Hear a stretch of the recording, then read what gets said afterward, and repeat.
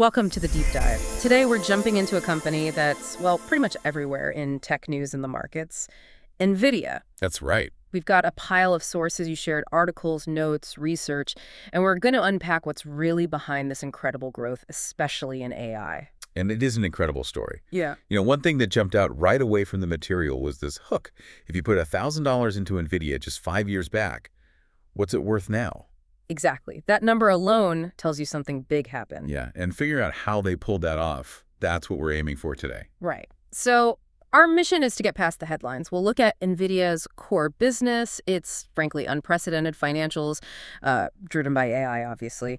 We'll look at the new products shaking things up, the risks, the real ones, and how it all connects to that stock performance. Let's dig in. Okay, sounds good. So first, just the basics. Who is NVIDIA? Well, founded way back in '93. Jensen Huang, Chris Malachowski, Curtis Prame. They're based in Santa Clara, California. And they started with gaming graphics, right? Making games look better. That was their initial claim to fame. Totally. That's where they came from. But the sources, they paint a picture of a huge shift. I mean, gaming's still there, but they've become the key provider for AI infrastructure. Infrastructure, so like the building blocks. Exactly.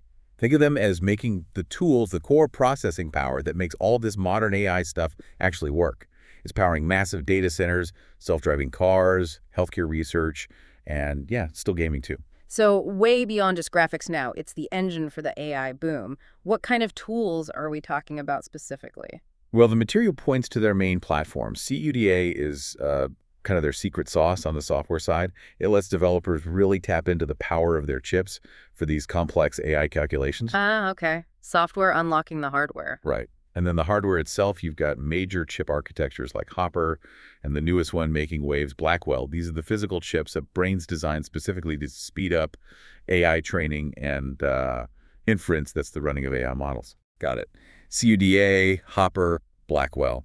And looking at their business today, how does it actually break down? Where's the money coming from? The sources make this really clear. It's overwhelmingly data center. We're talking like 91% of their total revenue.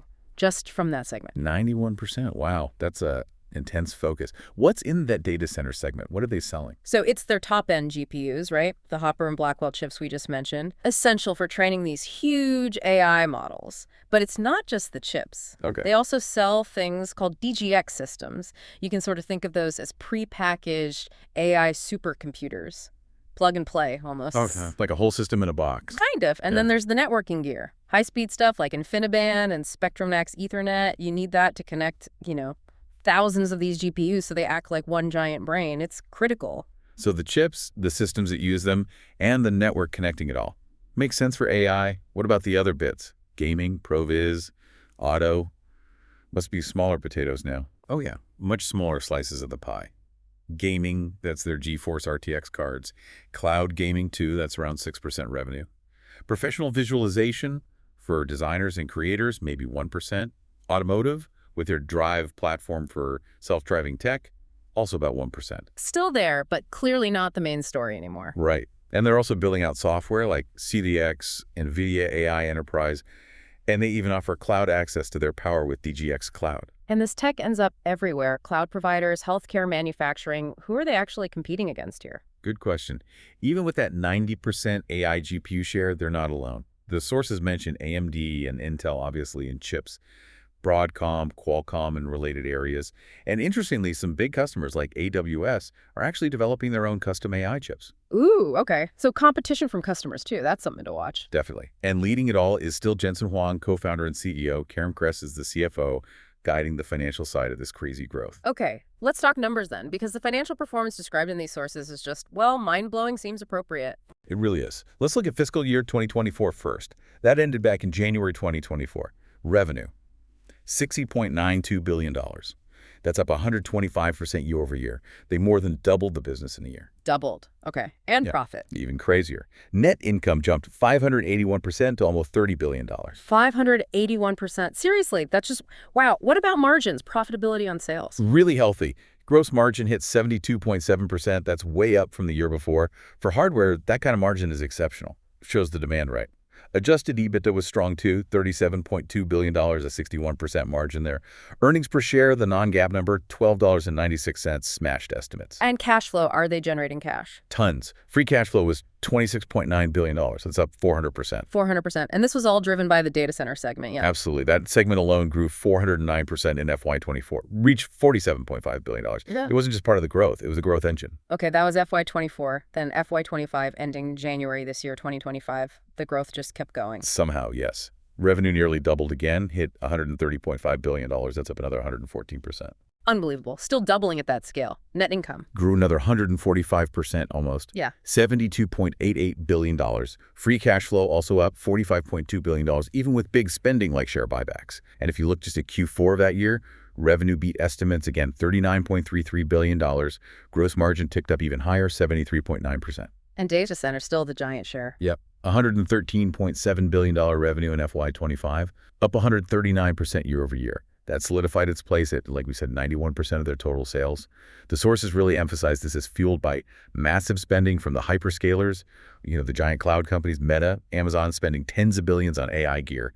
NVIDIA's their go-to. The sources even had numbers for the very latest quarter, right? Q1 of fiscal 25. That would be Q1 of fiscal 2026, technically, ending April 28th, 2024. Yeah. Revenue $26 billion, up 262% year over year for the quarter. 262% year over year growth now. The pace isn't slowing. Doesn't seem like it, at least not yet.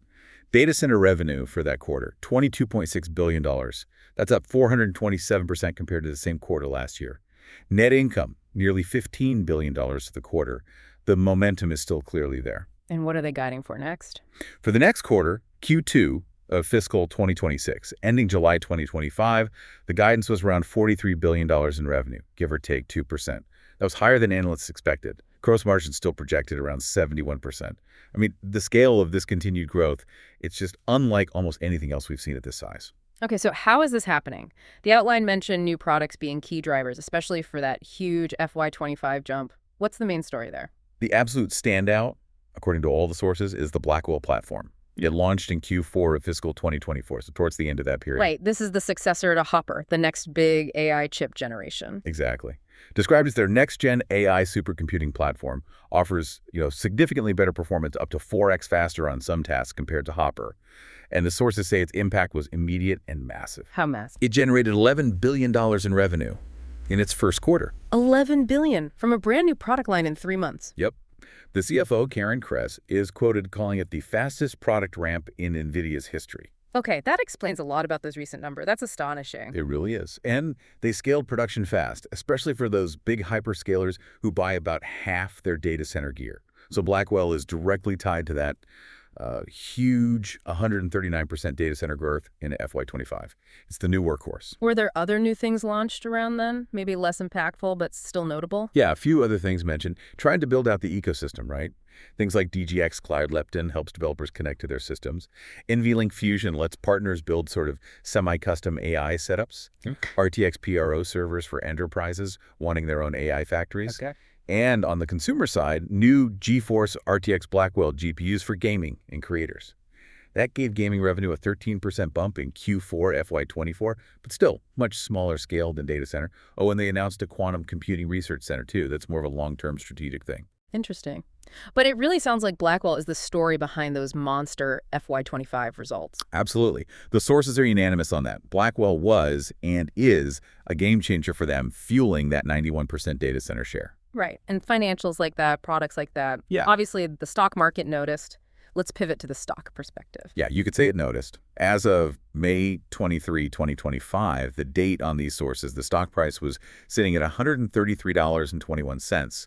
That gave it a market cap of $3.24 trillion. $3.24 trillion, second biggest U.S. company right behind Apple at that point. That's right. Just enormous. How's the stock actually been performing? Well, on that specific day, it was down a bit, like 0.6%. Yeah. But the context is key. In the calendar year 2024, the stock was up a massive 171%. Wow. But since the start of 2025 up to that May date, it had actually pulled back about 13% from a peak it hit in early January 2025, around $149. So huge long-term gains, but definitely some recent volatility. What are the Wall Street analysts saying? Buy, sell, hold. The consensus listed in the sources from 44 analysts was strong buy. The average price target for the next 12 months was $169.31. That implied, maybe 27% upside from that $133 price. But there's a range, I assume. Oh, yeah, a wide one. From $100 on the low end to $300 on the high end. Shows you there's definitely disagreement on just how much further it can run. And valuation, how does that price compare to earnings? Is it expensive? It's definitely up there. The forward price to earnings ratio is 34. That's how much investors pay per dollar of expected future earnings. 34 is higher than the semiconductor sector average, which was around 29. So yes, investors are paying a premium, betting on that growth continuing. Price to sales was also high, around 24. What specific things are moving the stock, according to the sources, both up and down? Several factors mentioned. That 10-for-1 stock split back in June 2024 probably helped make it feel more accessible to individual investors. Okay, yeah. The huge success and quick ramp of Blackwell is obviously a massive positive driver. And just the relentless demand from the hyperscalers keeps fueling optimism. On the downside, worries pop up. Things like efficiency claims from competitors, like China's DeepSeek AI mentioned in one source, broader concerns about potential tariffs. Ah, the geopolitical stuff again? Exactly. The sources did note that some positive movement happened after a U.S.-China trade deal eased some tensions around May 12, 2025. So trade news definitely impacts it. And this bull versus bear debate plays out online too, right? What's the sentiment there? For sure. The sources pointed to X sentiment. You've got bulls focusing on market share, the incredible cash flow generation, maybe new deals like supplying Saudi AI initiatives. They're the ones calling for targets like $200, even $300 by 2026. And the bears? They hammer on the valuation, saying it's just too high, detached from fundamentals. They point to the tariff risks, the China exposure, and basically predict a significant pullback is inevitable, maybe back towards $120 or so. So a classic clash. Huge opportunity versus significant risk and high expectations. What are the key risks the sources really zeroed in on? Yeah, they laid out several clear challenges. First, those China export restrictions we mentioned. One source actually put a number on it, estimating it could cost NVIDIA $15 billion in data center sales just in 2025. $15 billion. That's a massive potential impact even for them. Yeah. Really highlights the geopolitical risks. It really does. Then there are general tariff risks. A potential 25% tariff on imports was specifically flagged. That could really squeeze margins or force price hikes. Okay. What else? Competition. Yep. Well, NVIDIA is leading by a mile now. AMD and Intel are pushing hard in AI chips. And we mentioned the hyperscalers like AWS developing their own custom silicon. That could eat into NVIDIA's market over the long term if it scales up. And the valuation itself is a risk, isn't it? It absolutely is. That forward PE of 34 means the market expects near perfection. If growth slows down, even if it's still strong, but less than the current crazy pace, that multiple could compress fast, putting pressure on the stock price. Makes sense. Any other major risks? Supply chain. They depend heavily on partners like TSMC to actually manufacture these incredibly complex chips. Any disruption at TSMC, whether it's geopolitical or just operational, could create huge bottlenecks and stop them from meeting demand. It's really interesting how those bull points, market share, cash flow, directly counter the bear points valuation, external threats. That seems to be the core tension. Exactly. One view sees this unstoppable force riding the AI wave. The other sees a company priced for perfection, facing very real external headwinds and competitive threats down the road. Let's quickly cover a couple of operational details the sources mentioned. Anything stand out? Let's see. Employee count around 36,000. We already hit the revenue split in that dominant 90% AI GPU market share. They've also been returning a lot of cash to shareholders through buybacks. $33.7 billion bought back in FY25. And they have authorization for another $50 billion. Significant buybacks. What about dividends? Tiny. Post-split, it's just $0.01 per share each quarter. That works out to a yield of only 0.03%. Basically nothing. Shows they're pouring almost everything back into growth. Right. Reinvesting heavily. Okay. The moment of truth, then. We kick this off with that question, the one that really puts NVIDIA's journey into perspective. Based on everything we've dug into from these sources, the business pivot, the wild financials, Blackwell's impact, the risks, the stock's roller coaster, let's revisit it. What would that $1,000 invested 5 years ago, say May 2020, be worth in May 2025? Right, let's do the math based on the source data. Back in May 2020, the stock price, adjusted for that later 10-for-1 split, was around $3.12. $3.12, split adjusted. Okay, so $1,000 bought you. $1,000 divided by $3.12, that gets you about $323.21 share. Okay, 320 shares. Now fast forward 5 years to May 23, 2025. The price was $133.21. Right, so you take those 320.41 shares and multiply by $133.21. And the value is $42,695.14. Wow. Okay, from $1,000 to over $42,500, that's substantial. Were there dividends too? Yeah, but very small. The sources calculated the total dividend payout over those 5 years, split adjusted, was about 7 cents per share.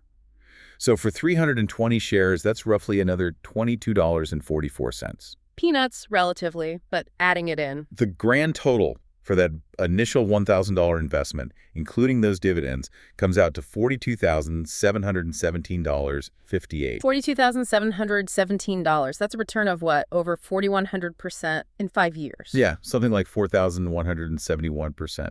The sources noted that just blows away the S&P 500, which did maybe 80% in that same time. It really frames the sheer scale of NVIDIA's run. It's an absolutely extraordinary return, but it's crucial to remember what the sources also highlighted. It wasn't a straight lineup. Right, volatility. Exactly. Within that 5-year period, you had huge swings, like a 65% drop in 2022, and then that massive 171% surge in 2024. So the end number is amazing, but getting there involves some serious G-forces. Understood. So let's synthesize this. Bringing it all together from the sources, what's the essential NVIDIA story right now? I think the core narrative is a company that masterfully pivoted. It positioned itself right at the center of the AI revolution, becoming the indispensable provider of the underlying tech. Right, the infrastructure play. Precisely. And that pivot led to financial results that are just, well, in a league of their own. Doubling revenue year after year at massive scale, generating enormous profits and cash flow. New products like Blackwell aren't just upgrades, they're fueling this fire directly. That's how you get to 91% of sales from data center and that 90% AI chip market share. But it's not all smooth sailing. Not at all. That phenomenal success comes with major caveats. The high valuation demands continued near-perfect execution. Geopolitical risks, especially around China and tariffs, are tangible threats with potentially billion-dollar impacts. And competition is ramping up, both from traditional players and potentially from their own customers. So incredible success, but balanced against significant risks and high expectations. That sums it up pretty well. It's a story of almost unprecedented growth and market capture, but happening in a really complex environment with very real challenges ahead. Well, that was certainly a deep dive into the whole NVIDIA phenomenon. Thanks for walking us through all that source material. It's a truly fascinating picture. My pleasure. It definitely shows how fast technology can shift the landscape, doesn't it? It really does. And as you, our listener, think about everything we've unpacked today, that shift in business, the incredible numbers, Blackwell's power, but also those significant risks. Here's a final thought to chew on, pulled from the long-term outlook in the sources. Yeah, the sources mention some really ambitious, almost eye-popping potential price targets for NVIDIA. Way out in 2030, we're talking numbers potentially reaching thousands of dollars per share. Right. And those huge projections seem to assume NVIDIA not only keeps its lead in AI, but also breaks big into other areas, autonomous vehicles, maybe even quantum computing down the line. So, considering the challenges we laid out, the geopolitical friction with China and tariffs, the growing competition, that demanding valuation, here's the question for you to consider. What really needs to happen, or maybe crucially not happen, for NVIDIA to have a realistic shot at hitting the high end of those extraordinary long-term forecasts? It's a future with huge potential, but clearly a lot of hurdles too. We hope this deep dive gave you a clearer perspective on one of the most important companies shaping our world right now.